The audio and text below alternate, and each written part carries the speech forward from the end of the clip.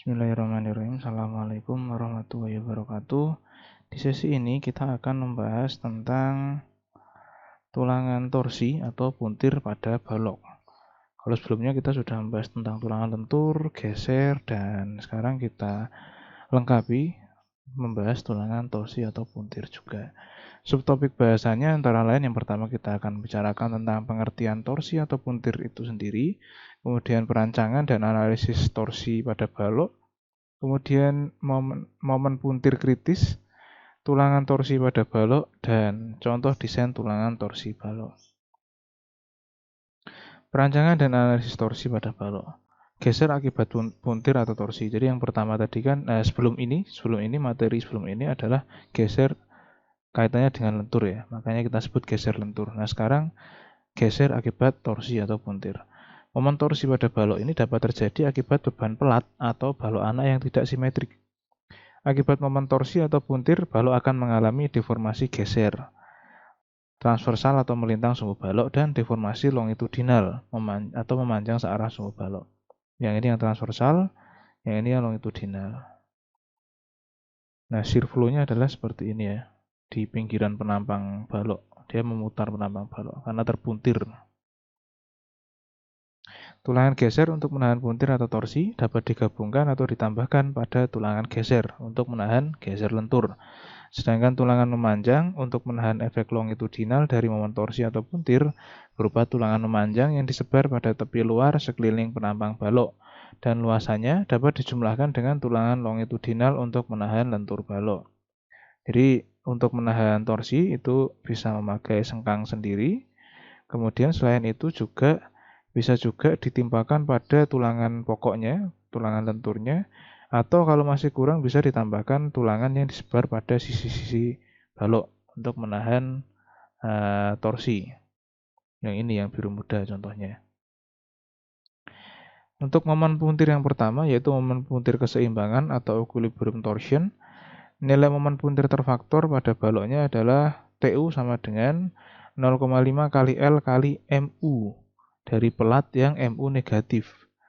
Oleh karena pelat yang didukung berupa pelat cantilever, maka momen negatif pada pelat tersebut tidak dapat diredistribusi ke tempat lain. Sehingga semua momen negatif pelat menjadi beban puntir pada balok, dan ini tidak boleh direduksi. Yang ini ya, jadi karena hanya ada satu pelat, satu sisi yang lain tidak ada apapun. Jadi desain torsinya tidak boleh direduksi, karena tidak memungkinkan untuk dilakukan redistribusi di segala sisi, karena tidak ada elemen yang lain. Kemudian torsi yang kedua yaitu momen puntir keserasian atau compatibility torsion. Nilai momen puntir terfaktor pada balok TU ini tergantung nilai MU negatif dan posisi balok anak. Balok induk tepi menahan balok anak dan pelat hanya dari satu sisi, tidak simetrik, sehingga timbul momen torsi pada balok induk. Jadi bedanya dengan yang tadi, ini ada tambahan elemen sebelah sini ya, sebelah luar ada elemen pelat sendiri, kemudian di dalamnya juga ada balok induknya. Kemudian di seberangnya lagi ada elemen lagi, jadi tidak sepenuhnya ditahan oleh satu balok ini. Setelah balok induk mengalami retak akibat geser, lentur dan torsi, maka kekakuan torsi balok tersebut akan berkurang, sehingga kekakuan tumpuan jepit untuk balok anak juga menurun. Akibatnya akan terjadi redistribusi momen negatif balok anak ke momen lapangan positif balok anak. Dengan demikian, momen torsi yang terjadi pada balok induk boleh direduksi. Ini bedanya yang ini dengan yang tadi. Kalau posisi yang ini tidak boleh direduksi, karena tidak ada yang menunjang lagi. Tapi kalau yang ini boleh direduksi. Suatu penampang beton memiliki kemampuan maksimum dalam menahan puntir. Untuk balok beton bertulang tanpa gaya aksial, TCR-nya bisa dihitung dengan persamaan ini. V per 3 kali akar FC aksen kali ACP kuadrat per PCP kuadrat.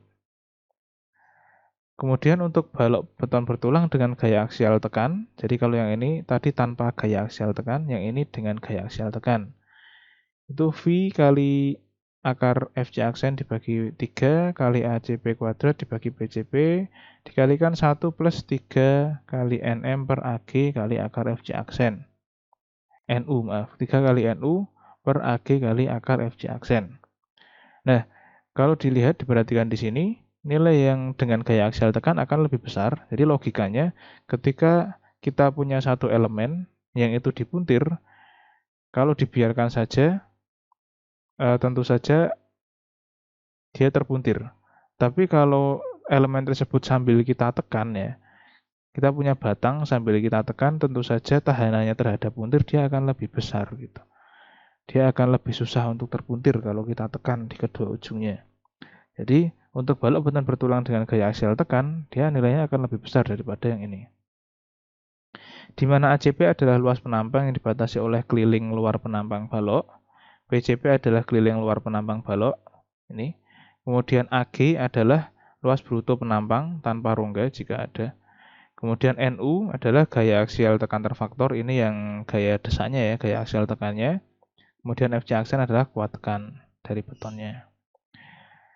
Hubungan antara TU dan TCR, TU sendiri adalah yang akibat dari bebannya, yang membebani balok. Kemudian TCR adalah momen puntir dari si baloknya ya. Yang pertama untuk struktur dengan momen puntir keseimbangan atau equilibrium torsion, yang ini yang pertama, equilibrium torsion. Apabila TU-nya kurang dari TCR per 4, momen puntir dapat diabaikan.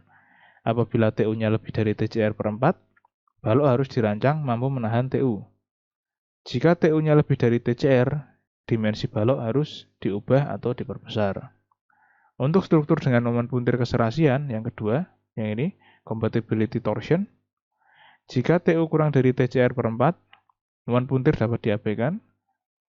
Jika TU lebih dari TCR per 4, balok harus dirancang mampu menahan TU.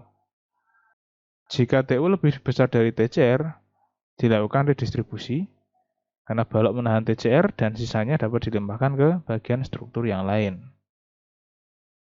Ini adalah mekanisme yang harus kita ikuti dalam melakukan desain atau analisis balok terhadap momen puntir.